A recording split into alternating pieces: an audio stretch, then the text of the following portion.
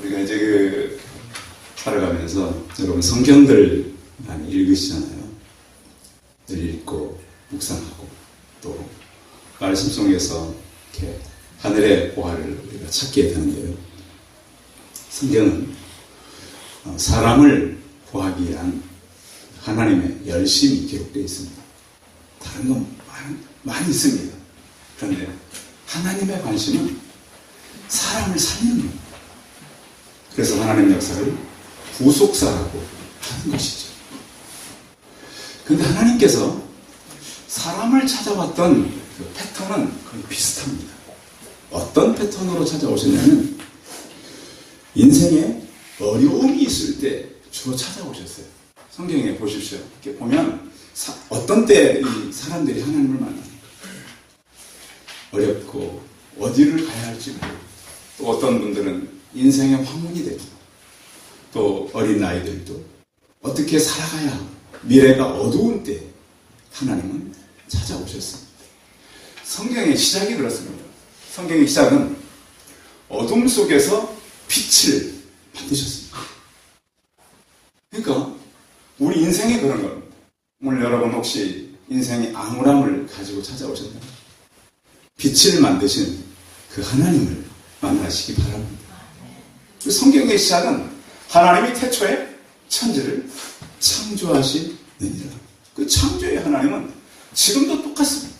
우리 인생을 창조하고 우리 어려움들을 해결하고 인생의 문제를 이길 수 있는 그 살아계신 하나님, 그 하나님을 만나는 예배 시간이 되시기 바랍니다. 그 하나님은 오늘 우리 개인을 찾아오세요.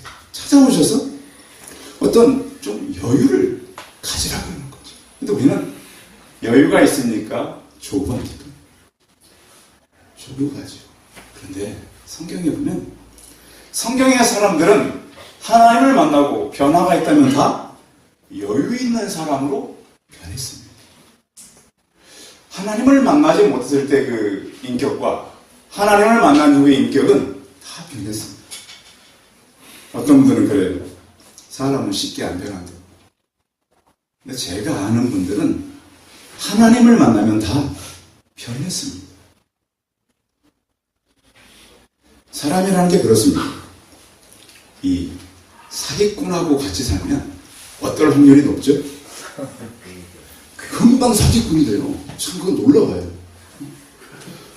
아주 훌륭한 사기꾼은 자기 주변 사람을 다 사기꾼으로 만들어가지고요. 왜? 그 사기라고 하는 것이 전염성이 있거든요. 성령의 임재가 있으면요. 성령의 임재 때문에 사람이 안 변할 수가 없어요. 시시로 기도하고 시시로 말씀 보고 시시로 찬양을 하는데 그 사람이 변하지 않는다면 하나님을 못 만났거나 아니면 좀 이렇게 겉으로 좀 이렇게 만나는 척 하다가 말한 거죠. 제가 식물을 키우면서 늘 깨닫는 지혜는 한 가지잖아요. 자라지 않을 때는 어떤 거라고요? 예? 뭐가 썩은 거라고요? 들어보면 바로 편해요. 제가 그래서 작년에 장숨에 4번 샀다 다 실패했어요. 살아있나 보면 좀 이상해. 뽑아보면 뿌리가 썩은 건 절대 자라지 않아요. 여러분, 내 신앙이 자라지 않고 나는 왜 이럴까? 근데 여러분이 나를 다시 뽑아서 말씀의 자리로 옮기시기 바랍니다. 자랍니다. 소생합니다. 거기에서 지금 봄이지 않습니까? 싹이 나고 꽃이 피고 아까 우리 지사님께서 그러셨잖아요. 우리가 꽃에 머물지 않고 하나님 열매를 맺을 수 있도록 도와주십시오. 그 기도가 응답되기 바랍니다. 그래서 열매를 맺어야죠. 그래서 하나님께서 저희 교회 성도들을 통해서 많은 열매들 충만한 그런 교회가 되시기 바랍니다. 그래서 이제 하나님을 만나면 여유가 있게 되는데요. 성경에 보면 선지자들도요. 하나님이 빨리 일 안 하신다고 하나님 속히 임해달라고 기도한 내용들이 있어요? 없어요? 있는 정도가 아니고 많아요. 하나님 지금 우리 상황이 이런데 조금 빨리 임재해서 빨리 역사해 주십시오. 근데 하나님은 어때요? 어쩔 때는 400년 어쩔 때는 막 70년, 어쩔 때는 암흑기가 예수님께서 이 땅에 오시고 나서 우리에게 했던 일이 많지만 그 이전에 수백 년을 또 기다려야 됐어요. 이렇게 성경의 역사는 오래 기다릴 때가 많아요. 그런데 사단은 우리에게 조급증을 가져줄 때가 많아요. 빨리 해야 돼. 빨리 해야 돼. 그런데 기도하다 보면 조급증이 사라지고 하나님의 여유가 우리에게 다가오는 것입니다. 잠언서에 보면 이렇게 말씀합니다. 잠언서 28장 1절에 보면 속히 부하고자 하는 자는 형벌을 면치 못하리라. 그래서 우리나라가 주제가 못 살 때 주제가가 잘 살아보지 않았습니까? 잘 사는 게 목표예요.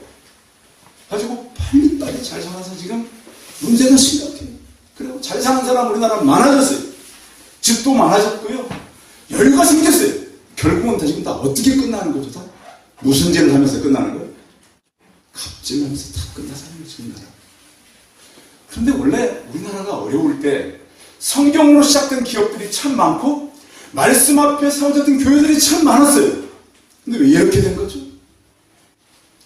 하나님은 어떤 그 존재로서 만난 것이 아니라 저는 대상으로 많이 만났다고 생각해요. 내 문제 해결의 대상. 그러다 보니까 가정을 못 넘고 자녀를 못 넘어요. 한국교회까지.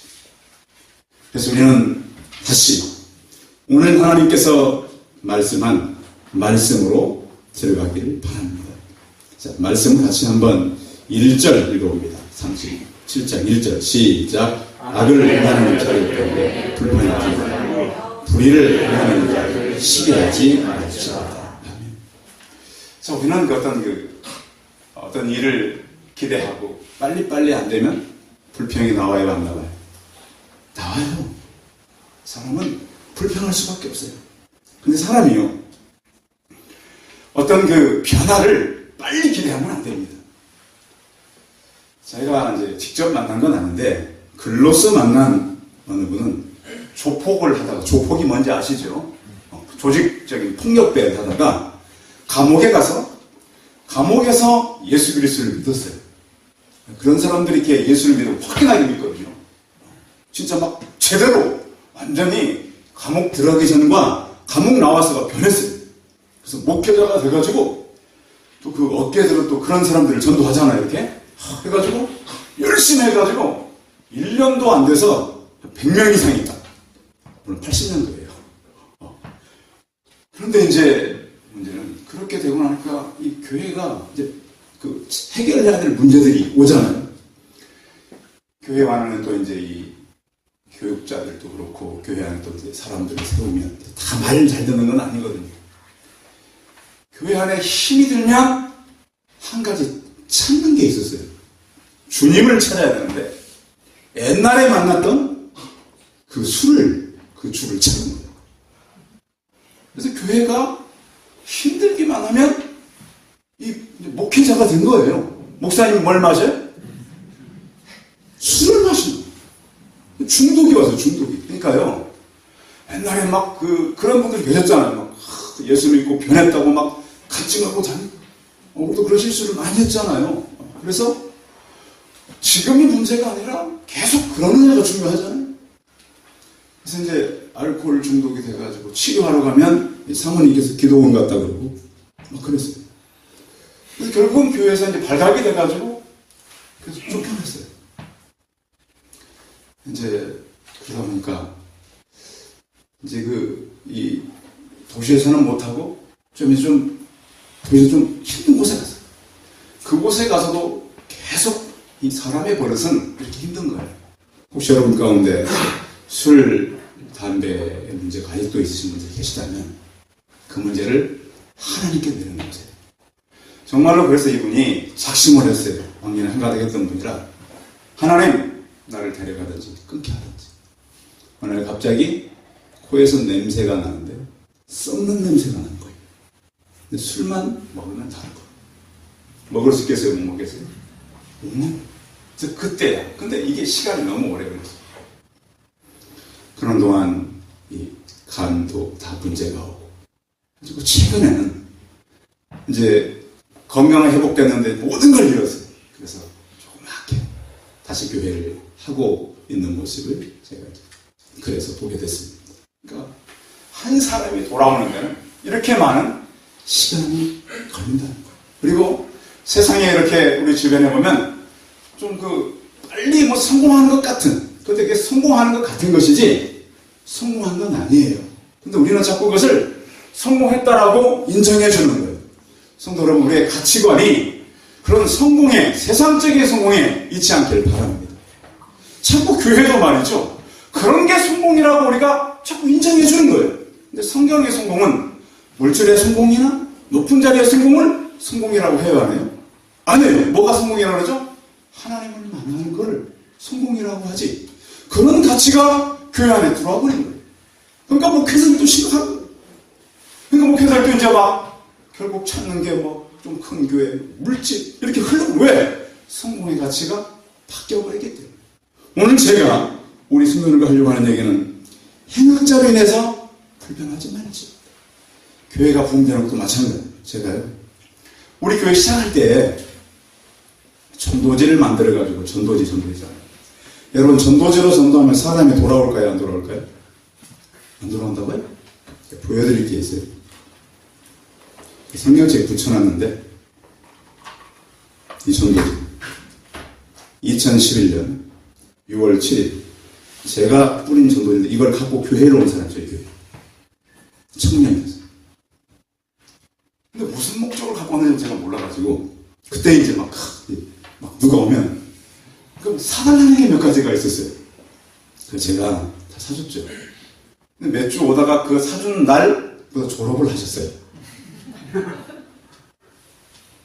또 재밌는 거는 지난주 수요일 예배 마치고 여러분 다 가셨잖아요.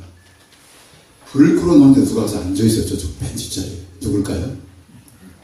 그 청년이 왔어요. 다시.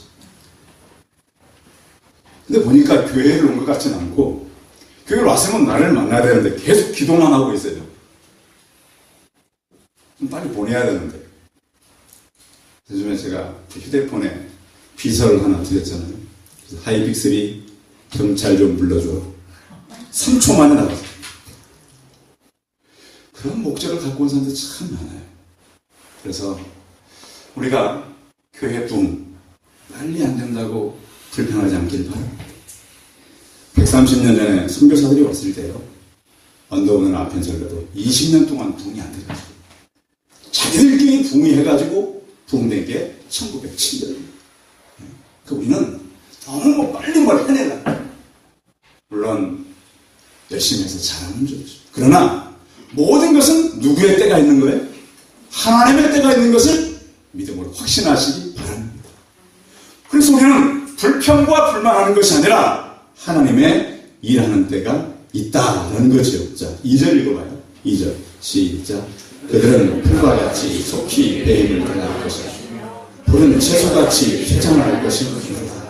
그러니까 우리는 너무 빨리 이룬 것을 좋아하는 그런 성품들이 있어요. 그래서 그런 것을 너무 의지하지 마라. 성경은 수천 년, 수백 년, 수십 년씩 걸렸던 역사가 참 많아요. 근데 우리는 우리 때에 뭐가 되지 않는다고 불평할 때가 참 많아요. 믿음의 조상 아브라함도 그랬었어요. 아브라함이 내 본토와 친척과 아버지 집을 떠나라 그랬는데 집에 나올 때 누구 데려왔어요? 아버지 모시고 조카다 데리고 다 데려왔어요. 근데 하나님께서 자꾸 약속을 해도 아브라함이 잊어버려요. 자주 그랬어요. 내 자손이 하늘의 별처럼 많을 거예요. 또 자주 찾아오셨어요. 근데 결국은 같이 온 조카로 인해서 같이 살 수 없이 됐잖아요. 너무 양들이 많고 종들이 많아지니까 야, 우리가 싸울 수 없다. 네가 좋아하면 내가 오고 내가 오하면 내가 좋아하겠다. 그래서 헤어졌어요. 조카가 그래도 좀 양보할 줄 알았겠죠. 성경에 보면 그게 나타나요. 그런데 좋은 땅 찾아서 가니까 아브라함이 너무 힘들었어요. 우리 패턴은 그래요. 혹시 여러분 살면서 기대했다가 잃어버린 거 있으세요? 지난주에는 남편 때문에 힘들고 아내 때문에 힘들고 아이들 때문에 힘들고 회사 때문에 힘들고 그렇다면 오늘 하나님이 찾아오는 시간이 되시기 바랍니다. 하나님 하나님이 그때 찾아왔어요. 찾아와가지고 네가 동서남북 다 둘러봐. 이 땅 내가 다 조카에게 주겠다 하지 않았어. 너에게 주겠다. 왜요? 아브라함은 하나님의 택한 자였어요. 아브라함이 잘해서가 아니라 하나님께서 그렇게 하시기로 작정하신 분들이에요. 성도 여러분, 저는 오늘 같이 예배드리는 성도들이 다 아브라함처럼 믿음의 사람으로 택한 자인 줄 믿습니다. 아브라함의 복이 우리 성도들에게 임하시길 바랍니다. 천대까지 그 은혜를 누리시기 바랍니다. 그래서 이렇게 불평하지 말고 하나님은 뭐 하라고 하냐면 3절 읽어봅니다. 3절 시작. 여호와를 의뢰하여 선을 행하라. 땅에 머무르는 동안 그의 성실을 먹을 거리로 삼을지어다. 여호와를 어떻게 하라고요? 의뢰하라. 신뢰하라. 굳게 붙잡고 의지하고 하나님은 말씀하고 있어요. 하나님 붙잡고 의지해. 그래서 찬송가 536장에 보면 죄짐에 눌린 사람은 다 주께로 나와. 주 말씀 의지할 때 곧 평안을 얻으리. 의지하세, 주 의지하세. 구하시네, 곧 구하시네. 그래서 성경에도 찬송에도 보면 하나님을 의지하라고 되어 있어요. 하나님을 의지하는 자는 이사야 40장 31절에 보면 여호와를 앙망하는 자는 새 힘을 얻으니 그랬습니다. 어떤 힘을요? 새 힘. 그러니까 이 힘은요, 세상에서 줄 수 없는 힘이에요. 위로부터 오는 힘이 있어요. 독수리의 날개치며 올라가면 같을 것이요, 다른 박질을 하여도 피곤치 않냐고 걸어가도 하나님께서 새 힘을 주겠다고 말씀했습니다. 눈을 들어서 주님을 바라보는 사람은 넘어졌다가도 일어나는 새 능력을 주는 거예요. 그래서 우리는 하나님께서 우리에게 주신 새 하늘과 새 땅을 바라보면서 나갈 수가 있는 것입니다. 찬송 542장에 보면 구주 예수 의지함이 심히 기쁜 일일세, 이런 찬송이 있어요. 그런데 이 찬송의 작사를 누가 했냐면 루이스 스테드라고 하는 사람이 이 작사를 했는데요. 이 사람은 영국 사람입니다. 결혼한 지 5년 되던 해 4살 된 아이와 함께 롱 아일랜드 해변에 놀러 갔어요. 남편과 셋이서. 그런데 바닷가에서 이렇게 애를 데리고 4살 된 아이 데리고 놀고 있는데 저쪽에서 한 소년이 물속에 빠진 거예요. 소리가 나니까 누가 달려갔을까요? 남편이 막 달려갔어요. 달려와서 이제 끌어냈어야 되는데 물에 빠진 소년이 너무 꽉 찬 동안에 둘 다 익사했어요. 그런 쓴 곡이 구주 예수 의지함이 심히 깊은 일이세요. 우리는 그냥 모르고 부르잖아요. 그게 무슨 기쁜 일이냐. 하나님이 살아계시면 그 물에 빠진 소년 살고 남편도 살려야지. 애를 어떻게 키우라고. 사실 돌아와서는 식음을 전폐하고 고통스럽게 있었어요. 그러다 하나님께서 기쁜 마음을 주셔서 쓴 곡이 바로 구주 예수 의지함이 심히 기쁜 일이 있어요. 이 힘이 어디로부터 왔을까요? 위로부터 오는 거예요. 나는 견딜 수가 없어. 최근에도 보면 가족들끼리 자살하는 사람처럼 뉴스에 나오는 것은 조그만 거예요. 하나의 주요.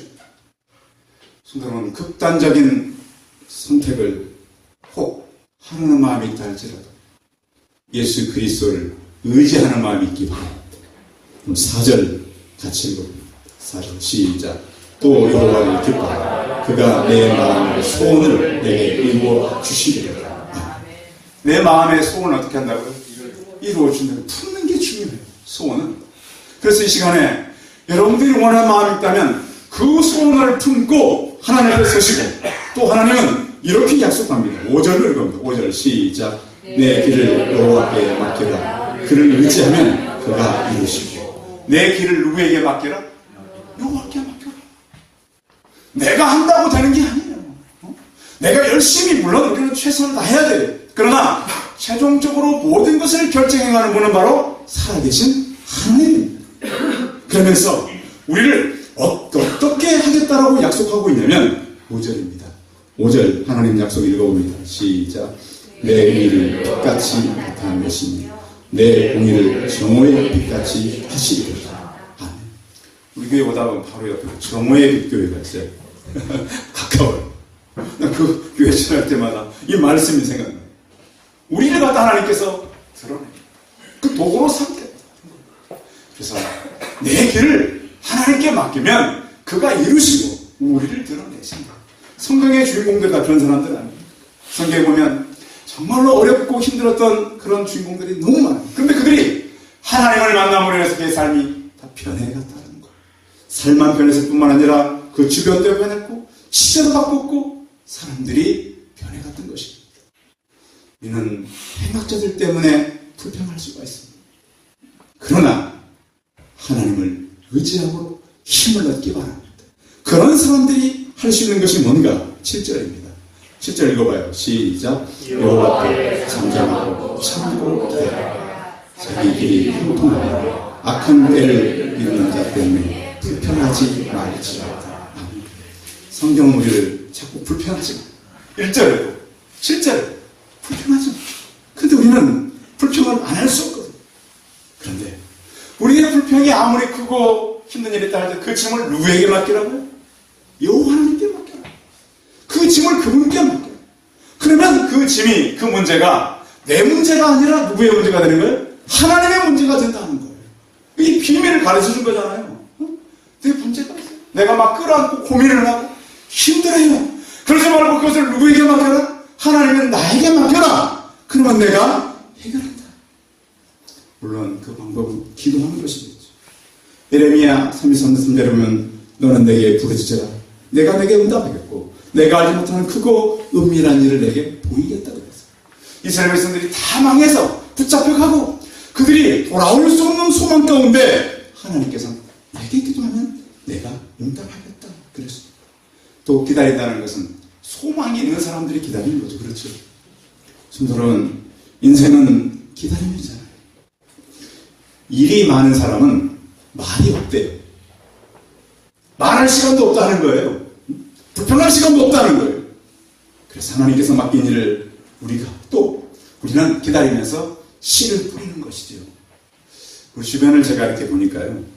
지금 우리 교회 주변은 점점 더 인구가 막 몰려와요. 지금 이 건너편뿐만 아니라 이 지역도요. 지금 전부 개발하고 있어요. 우리 교회는 이제 가만히 있을 수가 없어요. 누군가가 나가서 막 전도하고 그래야 돼요. 그래서 우리는 이 지역 안에 씨를 뿌려요. 우리가 뿌린 씨가 안 자라는 게 아니에요. 제가 그래서 어제도 우리 교회 왔던 아이 요즘 못 하고 있는데 확인해 봤더니 이사를 가서 잘 다니고 있다고 교회. 왜냐면 우리 지역은 이사를 많이 가는 지역이잖아요. 씨를 뿌리고 또 그들을 갖다가 전도하고 그런 일을 우리가 해야 될 겁니다. 또 그들이 이스라엘 백성들이 그렇게 돌아왔을 때도 마찬가지예요. 포로로 갔다 돌아왔을 때도 그들의 현실은 너무 어려웠어요. 그래서 하나님의 말씀을 그들이 들으면서 막 우는 거예요. 느헤미야가 뭐라 그래요? 여호와를 기뻐하는 것이 너희의 힘이라고 그랬습니다. 성도 여러분, 하나님을 기뻐하며 살아가시기 바랍니다. 집에 가보면 여러분들 무엇이 기쁨입니까? 텔레비전 보고 웃는 것이 기쁨입니까? 아니면 사람들을 만나서 이렇게 교제하는 것이 기쁨입니까? 칭찬해 주니까 기쁩니까? 진정한 기쁨은 하나님을 만나는 것입니다. 아이들이 울다가 엄마를 만나면 다 그치고 웃잖아요. 아무리 힘든 인생도 하나님을 만나면 그 인생이 존귀한 인생이 되는 것이고, 아무리 힘든 인생도 하나님을 만나면 새롭게 변하는 것입니다. 오늘 시편은 다윗을 통해서 우리에게 여호와를 기뻐하라고 했습니다. 그분은 모든 기쁨의 근원을 갖고 계시고 인생은 그분을 기뻐하며 살아가야 참 기쁨을 만날 수 있기 때문입니다. 여러분 생애가 하나님으로 기뻐하는, 여호와를 인해서 기쁨이 가득한 그런 생애가 되시기를 주님의 이름으로 축원드립니다. 기도하겠습니다. 살아계신 하나님, 우리가 이 땅에 사는 동안 많은 불평과 불만이 클 수밖에 없습니다. 세상은 우리에게 힘을 주는 것이 아니라 불평과 불만을 줍니다. 그러나 주님, 우리가 창조의 그 하나님을 만남으로 우리 힘이 어디로부터 오는가를 오늘 들어서 요 하나님을 기뻐함으로 새 힘을 얻고 살아가는 우리가 되게 하여 주옵소서. 하나님, 우리는 사람들에게 또 다른 것으로 인해서 힘을 얻으려고 그랬지만 그것이 힘이 되는 것이 아니라 진정한 힘을 여호와를 기뻐하는 것이 힘입니다. 여호와 하나님 아버지, 우리 모든 성도들이 여호와를 기뻐하고 새 먹고 승리하는 삶을 살게 하여 주옵소서. 주 예수 그리스도의 이름으로 기도하였습니다. 아멘.